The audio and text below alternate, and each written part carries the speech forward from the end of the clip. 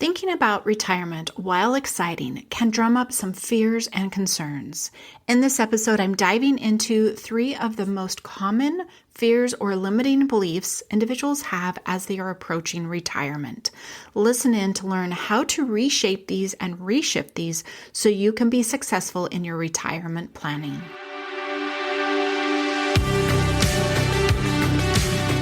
Welcome to Wealthy After 40, where I help you turn retirement uncertainty into a clear, actionable plan.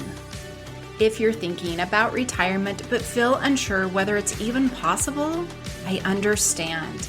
The gap between where you are now and where you want to be can feel overwhelming, but it doesn't have to.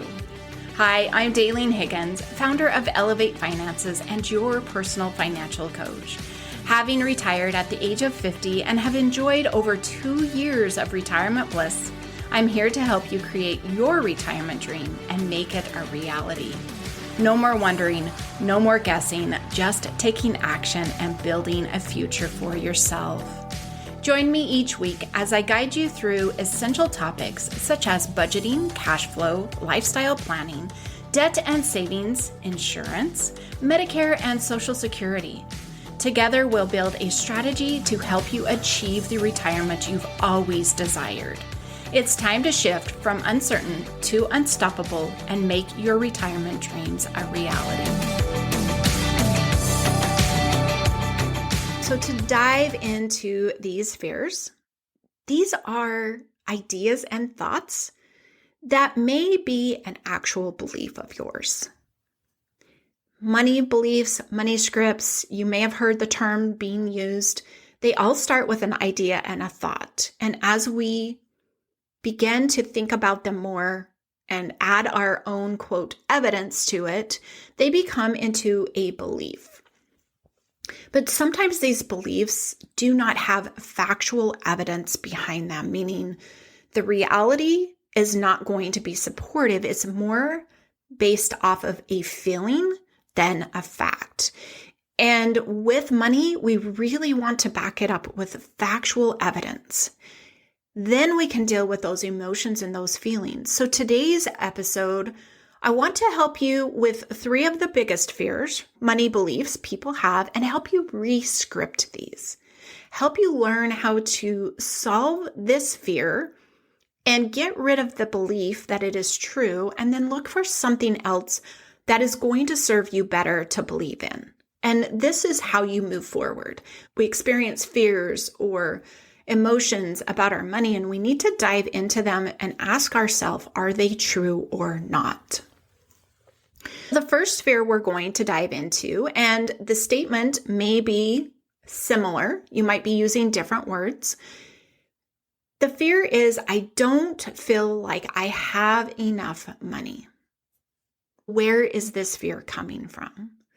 There's 3 areas, or possibly more, but there's 3 I'm going to talk about today. That is a broken cash flow system, or you haven't measured up expenses to income, or you're not finding progress in your goals. Those things are kind of from step 1 to step 2 to step 3. Somewhere within those beginning steps, things are broken for you. They're not working for you. What is the solution to solve this fear, to bring in some factual evidence so that you can begin to move on? And honestly, you're going to create another belief, but we want to rewrite these into something that then we can evaluate if that belief is serving us or not. The broken cash flow system, what I mean by that is your expenses, your bills, your money incoming in is just not lined up. Having a successful system, a money management system, is going to support the feeling or not support the feeling of having enough money. I worked with a client. She came to me. She had been retired for about a year, and she said, I don't have enough money. I have to go back to work. So quickly did the first steps that I do with every client. And I said, you have more than enough money. But then as we began to look at her bank accounts, her savings accounts, all of where her income was going in and her bills were going out, and they were not lined up, that was creating this fear this feeling that she could not stay retired. And to have that feeling, we've got to reach out to that factual evidence. Another client, same situation, when her bills were auto-paid, the income wasn't there because it was in a different spot. She was getting late fees. All of those were adding up, creating even a bigger problem. So really looking at how your income is coming in and where are you paying your bills. Secondly, haven't measured up expenses to income. Have you actually written a budget framework? I know I talked about this a couple episodes ago, to actually know if 1 + 1 = 2. That is how simple a budget is. I know sometimes we overcomplicate it, but what are your committed expenses? What are your committed needs? And what does this equal compared to the income you bring in? That right there will say you have enough money.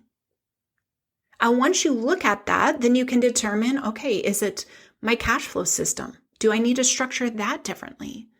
And then being able to move out from there.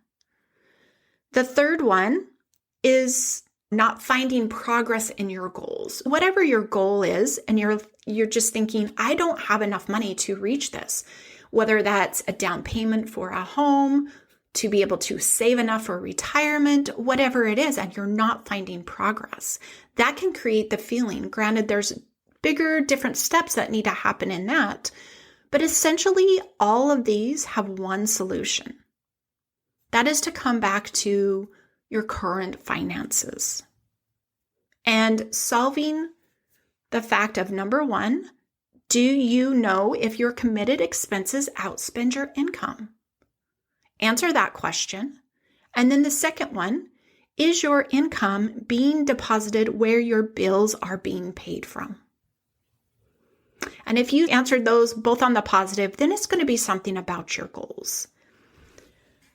What if you don't solve this fear? What if you just be like, it's too much time. I don't want to look at it. You keep putting it off. This fear will continue to challenge you with retirement planning. Many people are feeling out of control with their spending and their cash flow, making them feel like retirement is impossible. But if you come back and answer those couple of questions, that right there can lay the foundation to then keep moving forward. Keep driving yourself toward your goal of retirement if that was what it is, or whatever other goal it is. Just like I said, you may not be finding progress in those goals, and that's going to take a little different work to look at. Definitely something I can help you solve in the VIP session. 2 hours, we can find out what is wrong and not helping you find that progress to your goal. Moving on to fear number 2. I'm afraid I haven't saved enough. Yes, this is very common. This is a real feeling. This is something that many of you who are looking at retirement in the next 5, 10, 15 years, that you are saying, I don't have enough money saved. What if I don't have enough money saved? Where is this fear coming from? You may have not been a consistent saver. You are not currently saving. Or the third area, you are not sure the actual number that you need to achieve to have saved to be able to retire comfortably. Go back to haven't been a consistent saver. Yep, this is everyone. Very few people can say they have been consistently saving from the day one of their job. There are people, yes, but this is very common, especially among the women that I serve and help. Is they're like, I was raising my kids, I was getting into a home, I was doing all of these things, and so I haven't been consistent. Yep, been there, done that. Or the level maybe wasn't at the level you knew it should be, because we're trying to survive life as a mom, a working mom, providing for our children. We are focused on that phase. And then once we get into nearly empty nest or empty nest, and now you're looking at the next phase ahead and you're like, man, I'm afraid I haven't saved enough. And in the midst of that, being a consistent saver or not a consistent saver, maybe you currently right now are not saving at all. This one's easy to solve. Got to start saving. Got to start saving. I would rather see an inconsistent saver than a non-saver. Make sure you are saving money towards retirement. And the last area, which is an even greater fear, again, just like I did with our first fear, there's a third area that most of us probably camp in. We may have solved the other two or know how to solve the other two and still in the action phase, but you're not sure the actual number that you need to have saved to be able to retire comfortably. There's a lot of information out there,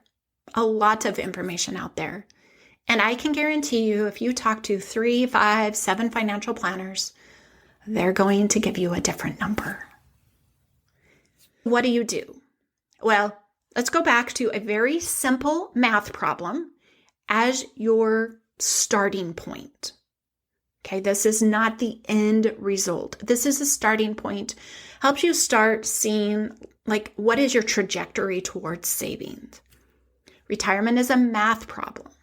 Well, to me, it's more than that. But at this stage, for this fear, you need to understand what your annual expenses are. How do you figure that? I want you to calculate what your monthly expenses are. Again, this is why a budget is so important. Knowing what your commitment, what it is to take, what it takes to run your house each and every month. Multiply that by 12, there's your annual expense. Times that by 25, and this gives you your savings goal. Now, I talked about this in a real situation in episode 116. Go back and listen to that episode to understand more about adjustments, the levers you can pull, how to dive into that number deeper. But at least this point, you can go, all right, I am not there yet. How can I get there? The feeling of being afraid that you don't have enough money becomes factually true. Yes, you're like, okay, but what if I can't get there? Again, go listen to episode 116. I promise that I will share more in that episode about the adjustments, the levers you pull, the things you can do. My motto, retirement is possible for everyone. This is just a rough number to get you going, to get you moving, to rewrite the, I'm afraid I haven't saved enough. You're answering that question. You're giving yourself a starting point. What is the problem if you don't actually figure this out? You don't know your goal. You don't know what actions to take to be successful in reaching that number. Spending a little bit of time, diving into it, working with somebody on helping with projections, trajectories, all of those different things to whittle down this number. This was a number that proved problematic on my journey. And if you are somebody who has a pension or you're going to wait until Social Security age, that is guaranteed income. That has to be taken out of your expenses. You don't need to save as much if you have some guaranteed income. And that was an answer I could not get from financial planners. I hope they can answer that now, but all of the ones I tried did not. If you're wondering how that works, what that looks like, this FI number, financial independence number, is an area we cover in the VIP session. Again, episode 116, I share what that session looks like for you, how we solved this number for my client, and giving you a path of action steps. Moving to the last fear, which is a big one. And I understand, I'm sure everybody has this fear. I don't care who you are, if you're a consistent saver, if you have reached your FI number. What if I run out of money? As you think of that question, is there anyone that you have honestly known? Okay, I'm not talking about you might have heard. Again, we're looking for factual evidence of running out of money. Now, your level might be lower than you want it to be. Yes, that can be true, but that is not running out of money. Where is this fear coming from? Before I tell you how to solve it, no one is certain the amount you'll need. There are ballparks, there's estimates. They can give you a number to this will support you. We don't know how long we will live. There's just no guarantee, but we do need to plan to live. Finding that balance is key. I have an aunt, 99. She's still living very well. However, the point I want to make with that is when you retire between the age of 55 to 70, you're still spry, you're still happening. You're going to go do your great experiences and spend some money. Between 70 and 100, I'm just going to go up to 100. People do live longer than that. 70 to 100, roughly. I'm using 70. It might not be that low of a number. But there's a next phase of retirement where you're not spending as much money. You honestly become so simple in life as you age that to live on that annual expense is no longer possible. You physically cannot do it. How do I know this? My mother said to me one time, I have too much money and I can't spend it all. I said, good for you. They lived a very simple life. And from that point, she was in her 70s. From that point, the expenses just went down. Because I said, how much do you spend a month? And she told me, and I'm like, holy cow. So that you've got to be thinking about the actual living of retirement. We are not going to be spending money like we did when we had kids, when we were gallivanting all over. And just like I said, if you are retiring 55 to 70 and you are going to be, or 75, let's push that up to 75, and you're going to be traveling a lot, yes, there's going to be a higher number there. But you're not going to outspend, I would hope, outspend your money just to travel. What is the solution? What is the solution to this? This one is easy. And you're thinking, how? Come back to the current day. Come back to who you are with money. Get to know your spending habits. We all have times where we're very good. And I'm not going to say frugal, but we are within means. We do really well. We're on top of it. And then there are moments where we, quote, overspend. That is a very, very normal up and down roller coaster that we ride. It is very normal, but you've got to understand who you are. Is your roller coaster always spending time in the up, or are there some times that it comes down? Really experiencing that, being aware of that, understanding how much it is that you truly need to, quote, survive, not with the extras. Dial into food costs, utility costs, your housing. Those are your necessities. And then the next area you want to solve is what it is you expect from your money. That is key. That is key. That is going to help you in now and is going to help you prepare for retirement. What is the challenge if you don't solve this fear of running out of money? There will be no active planning. You'll constantly be stuck in a state of fear, the financial stress, the unhappiness. Just approach and come back to the current day. There is no guarantees, but if we work hard within a shorter realm and just keep moving ahead to those potential targets that we can set, we're going to be making progress. And that is what we want. We want to be making progress. Fears hold us back. These limiting beliefs keep us from taking appropriate action. I want to extend an invite to my 3-day bootcamp experience, Retirement Readiness Bootcamp. We will spend 3 days covering pretty much everything we've talked in here, helping you get the solutions you need, understanding what those next action steps are. Like I said, it's a 3-day. There is a special happening on day 4. Be sure to join to get that information. If you're not able to attend the live sessions, they will be sent in a replay, but you're going to want to watch those as quickly as possible so you can get into that bonus on day 4. Before I close, I want to just say planning is key, and understanding the gap between your current savings and FI number is the work that we do in that boot camp, is the work that we do in that VIP session. If you don't want to wait until June 3rd, jump into a session.